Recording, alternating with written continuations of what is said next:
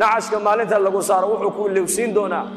faraskaagii iyo gaadhigii laanguruusarkii iyo sariirihii qaaliga ahaa aad ku raaxaysanaysay baad ku iloobi doontaa yowma alqiyaamati laa maalun walaa waladun maalinta qiyaamahana kii maal badan lahaa maalkiisu anfici maayo kii qabiil laandheeraha ka dhashay qabiilkiisu anfici maayo kii awlaad badan lahaa awlaaddiisu anfici mayso wadammatu lqabri tunsi leylata alcursi mar allii marka qofka qabriga la dhiga buu rasuulku noo sheegay xadiis kale qabrigu sidaa buu iskugu yimaadaa deedna feedhaha qofka ayaa sidaa isku dhaafa haddii qabriga isku yimaadkiisa nin ka badbaadi lahaa buu nebigu yidhi sacad binu mucaad baa ka badbaadi lahaa buu rasuulku yidhi calayhi salaatu wasalaam atadruuna man huwa sacad waa ninkii geeridiisa maalintuu adduunyada ka intiqaalay carshiga raxmaanku u gariiray faraxan liquduumihi imaadku adduunyada ka tegey bixidda sacad uu maalintii adduunyada uu ka baxay ayaa ilaahay jalla wacalaa carshigiisa raxmaanka u dhaqaaqay farxad daraaddeed jibriil baa soo dhaadhaco nebiga u sheegay oo yidhi nin asxaabtaada ka mid ah ayaa go'ay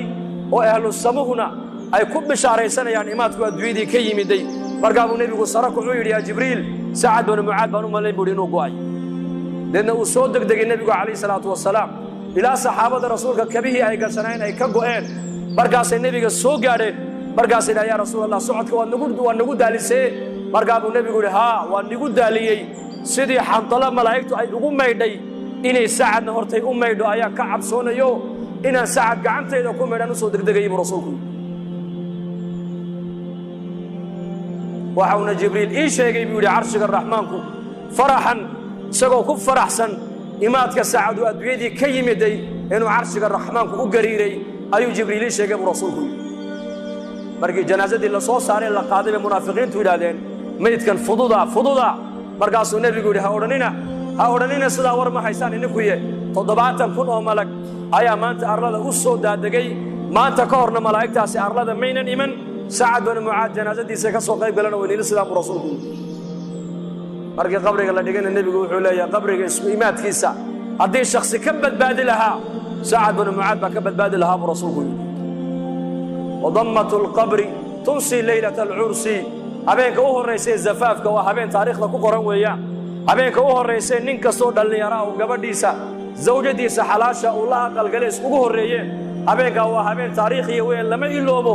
laakiin isku imaadka qabrigu isku imanaya marka u horrayse lagu dhigo habeenkaasaa lagu halmaamaa buuhi ninka shaacirku aaway shucuurtaa iyo dareenkaasi maanta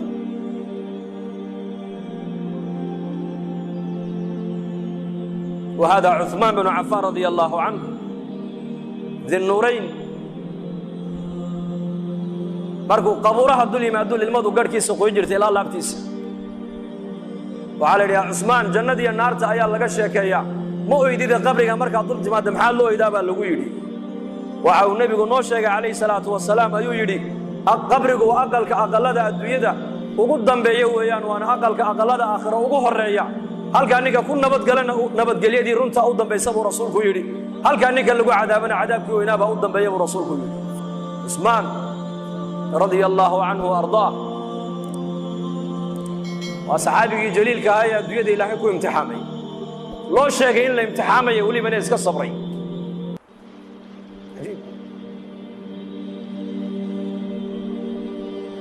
beertii nebigu uu ku jiray buu albaabka loo garaacay nebiga abaa muusa alashcari baa iridda taagnaa markaasuu nebiga u sheegay yaa rasuul albaabka waxaa garaacaya abibakar markaa buu nebigu yidhi soo gal ka dhe abubakar jannana ugu bishaaree haddana abaa muusa halkii buu fadhiistay haddana waa la garaacay waayo waa cumar waa kuu soo idan qaadiya u kaadiya yaa rasuulallah cumar baa albaabka jooga soo gal ka dhe jannana u bishaaree haddana waa la garaacay yaa rasuulallah waa cusmaan baa albaabka taagan u bishaaree janno balaayaha siibi doontana u bishaaree buu rasuulku yidhi markii loo sheegay la yidhi nebigu jannana uu kugu bishaaraynayaa adduunyadana balaayo iyo masiiba kugu dhici doontaa wuxuu ku jawaabay allahu lmustacaan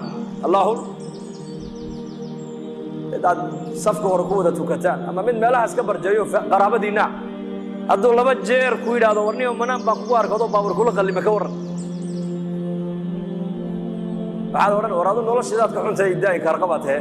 soo ma waad ka raacabsan waa mid meelahaas ka barjeeyo qaafila oo masaajidada iyo diintii ilaahay cilaaqa la lahayn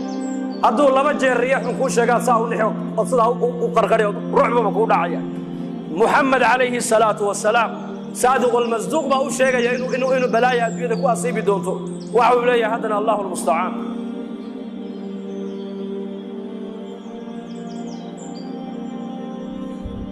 وهذه فاطمة بنت محمد رضي الله عنها سيدة نساء هذه الأمة في الجنة أزواج النبي عليه الصلاة والسلام والنبي قد أحفر ديو أي فاطمة النبي أصوغ شيء ويكفر يستي ويدنكتي ودنكتي النبي عليه الصلاة والسلام إن أنتي مرقاسو كالي فاطمة يرمى أخو شاقي دكتو أخو شاقي وعيت الوان للما قد هذا فاطمة عائشة أركيسة أم المؤمنين رضي الله عنها مرقابو النبي يقول هذا كالي فاطمة أريك أنا أخو شاقي دكتو أحكى له أخو شاقي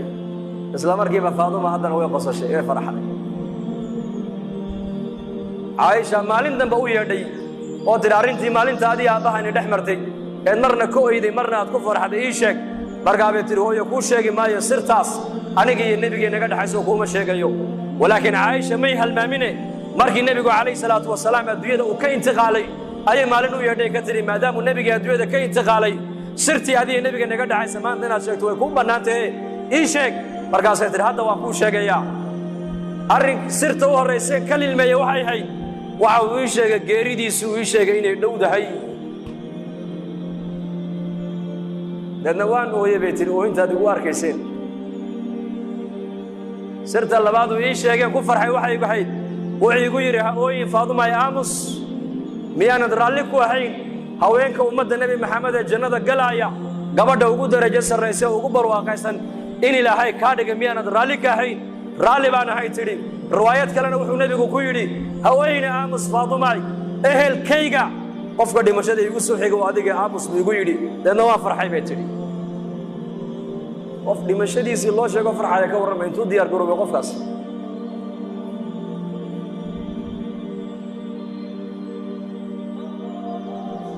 هشام بن عبد الملك أيا ويا أبو حازم يزيد الرقاشي وعلي سؤال بنك ويدين يا شيخ ما لنا نكره الموت هدانا نقول بقراء النهي ما عندي مشهد وكرهنا بيقول دي مشهد وكعب صناعي زمن كاس وتابع تابعينتي وقرونتي هرويا مدحض أمبا نولش أدوية الجعلية عامة المسلمين تأخرها إني تجاب جعلايين ما أنت الزمن كأننا هي فقير كأن بريجي سعاوة وحباء عن الأولين إنه آخرتك الديار مويه فقير حتى قوت اليوم عن هيسن أديل هذا آخرت ديار موتى ما يبغون إنتين هالكافر المساجد كجوكت هذه هالكا هذا ملك السلطة كملك وهذا إنتين ناسيله هاي رالي بينيجا نقضي الباب دي جنة نوال لي نفري أيها وديار أي مكذا إنه قال أديل هذا كورم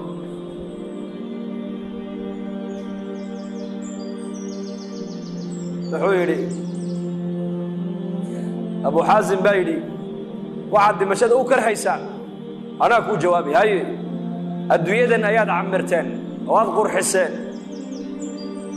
آخر دين وأذكر خربتين وأذ باب إنسان مركا دارت أذكر حستين العمرتين إن أتكتكتان دار أنا وحبي نيجا سنين ونيجا بابا سن ونيجا هاللوصن إن أذو قرتان ده أقولاني مسام بكوي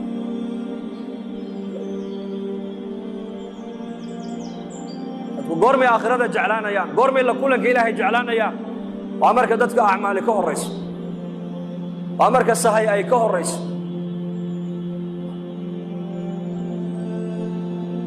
أبو دربة أورنجري صدع بان الدنيا وقول جعلها دتك نوي كرهان دمشدا هي فقرقة هي بوكتانتا صدع على دتك نوي دبصدان يقول وجعلها يبو يدي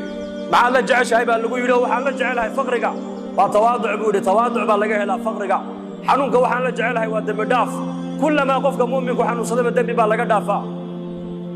dhimashadana waxaan la jecelahay maad garanaysaa buu yiri ma inoo sheeg la kulanka rabbigay baan jecelahay laana dadkaasi waxbay qadimteen iyagu maalintuu dhimanaya Abu Dar cidla cad buu kaligii ku dhintay meesha ribda la yidhaahdo xaaskiisii buu u yeedhay isagoo sankaraada way ku dul oyday markaasuu ku dhina maxaad loo yeesaa markaasay ku tiri kaama maarmi karo kuma maydhi karo kuma aasi karo mara kafan kuu noqotana kuma hayo markaasuu ku yidhi dhegayso halkaa u bax tuurkaa u bax tuurkaa u bax buu ka yidhi safar jamaaca mu'miniina soo mari doontee kuwaaba aniga i aasi doonee iigu yeedh buu ka yidhi markaasay ku tidhi xaggee dad aan ka arkaa bay tidhi xaggee dad ka soo maraan xilligan jidka xaajigii xajka ka noqonayna uu go'ay haddee toole oo xajkiina mar horaa laga noqdee dadka dariiqa soo marayaad sheegaysa waa dadkee bay ku tidhi nayaa i dhegaysa buu yidhi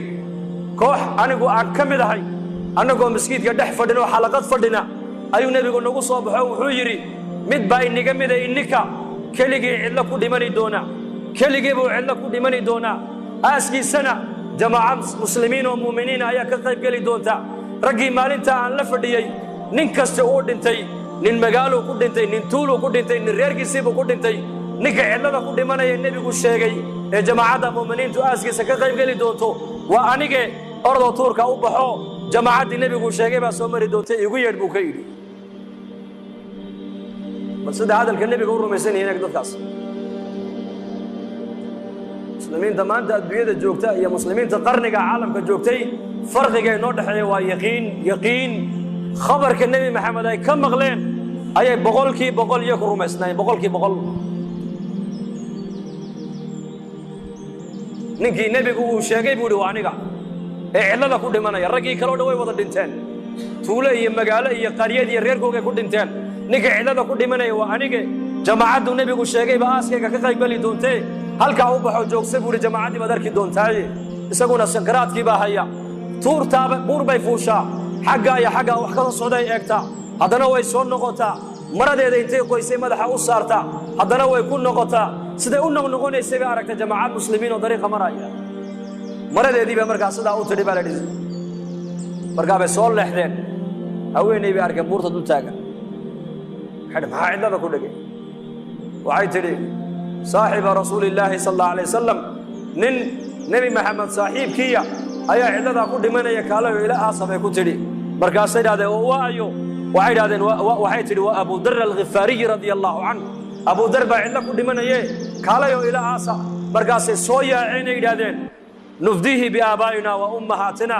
hooyooyinka iyo aabbahay ayaa ku furanaynaaye masaaxiba rasuulillahi baa cidlo ku dhimanaya markaasay abu dar oo sakaraada ugu yimaadeen markay dhulka ka soo qaadeen ee dhabta ay ku qabteen uu indhaha kala qaaday horta wuxuu ku yidhi bishaaraysta bishaaraysta mu'miniin baa tiinoo nebiga ina sii sheegay buu yidhi xadiiska nebigu markii buu bishaareeyey ta kalena wuxuu yidhi dhegaysta laba qof oo muslimiina walaalkood ma dhinto hadday u sabraan oo aynan u ooyin oo ixtisaabna ilaahay ajar ka dalbaan oo u sabraan addoonkaasi naar ma arkee waa niga dhimanayaa maanta oo cidlaan ku dhimanaya nebigaa i sheegee hay ooyine iska sabr buu ku yidhi arrinka saddexaad ee nii sheeg waxa weeyaan mara kafan igu filan haddaan haysto iyadaa kafan layga dhigi lahaa laakiin ma haysto xaaskayguna mara kafan igu filan hadday haysana maradaabaa kafan layga dhigi lahaa iyaduna ma haysatee idhegaysta walaalahayow raggiina meeshaa maraya dowladda islaamka nin u soo shaqeeya hadduu inigu jiro dharka uu sitaa aniga kafan ha iga dhigini buuhi kafan ugama barin dharkaas muxuu dhowrayaa xaaraantuu ka dhowrayaa jidhkiisa inay taabato diin buu wataa taqwad buu wataa iimaan buu wataa zaad buu wataa zaadkaa uu aakhiro la tegaayo inuu ka boorooba ayuu diidan yahay innagana zamankan halkeen marayna waxaan ku cuninba waa la cunaa ilaa wax walba cuntay soomaaliya gaajada unbaa xaaraana bay ku odhanaya gaajada unbaa xaaraana kullu jismin nabata fi lxaraami fannaaru awlaa bihi jidh kastoo xaaraan ku kora buu nebigu yidhi naartaa u xaq loo cuni doonta buu rasuulku yidhi xaaraantu iska daa adiga ilaa oo shahwadaaday taaiirisaa shahwadaada way saamayn ubadkaaga xaaraanta taqwaduna awlaadday iska soo baxdaa waracu awlaad buu ka soo baxaa lidaalika nin boqora quruntii hore ah ayaa qasrigiisa soo galay isagoo walwalsan xaaskiisii baa ku tiri maxaa ku helay boqor muslima buu ahaa mujaahid ah dowladihii ka dhisnaa bay ahayd bilaad alhindi wasind markaasuu yidhi inankeenii aan ciidanka u dhiibay ee mujaahidka ahaa ayaa la ii soo sheegay in la soo jabiyo laga soo adkaaday markaasay tiri warkaa sax maaha ku noqo sax maaha warkaa waxba kama jiraan bay tiri ha lagu noqdo u yaaba boqorkii oo maxaad og tahay anu waxbaan ogahay bay tiri 7 maalmood kadib haddana boqorkii qasrigii buu soo galay isagoo faraxsan xaaskii baa ku tiri maxaa dhacay maanta waad faraxsan tahay wuxuu yidhi inankeenii gaalada uu ka soo guulaystay haniimana uu soo galayaa maanta warkan dambaa saxa bay ku tidhi maxaad og tahay adigu waxay tiri waxbaan ogahay maxaad og tahay balii sheeg maalintii horena warkii hore waa diiddo warkii hore runtaa buu noqdo been buu noqdee waxay tiri inankaygaa curadee mujaahidka maalintuu calooshayda galay luqmad xaaraana afkayga inay gasho waa ka ilaaliyey bay tidhi markaan dhalayna ee naas nuujinta aan u bilaabayna markaan naaska nuujinayo waan u weysaysanayay bay tiri ilmaha tarbiyadiisii halka aan ka soo bilaabay gaala sidee buu uga soo baxsadaa ma dhici karta bay ku tiri xaaraantu saamayn bay ku yeelataa dadka bini aadamka lidaalika maanta muslimiinta cadadkoogu uu badan yahay laakiin tayadeennu way yar tahay maanta saxaabada rasuulkuna cadadkoogu uu yaraa laakiin maxaa badnayd tayadooda ay quality bay ahayn quality muslim quality bay ahayn bushaaro haddii safar loo geli jiray barashada qur-aanka hadda waxaad ku baranaysaa qur-aanka iyo culumta shareecada adiga oo jooga gurigaaga iyo goobtaada shaqo dugsiga online-ka ah ee barashada qur-aanka kariimka iyo shareecada islaamka duruusta uu sida taxanaha u dhigo waxaa ka mid ah barashada qur-aanka kariimka ah iyo higaada culumta shareecada islaamka tarbiyada awlaada iyo luqadda carabiga haddaba isqoristu waa ay socotaa hadan hore ogaad wixii faahfaahina kala xidhiid nambarada shaashada kaaga muuqda hamoodaan dugsiga online-ka ee barashada qur-aanka kariimka iyo culumta shareecada ee daarul hijra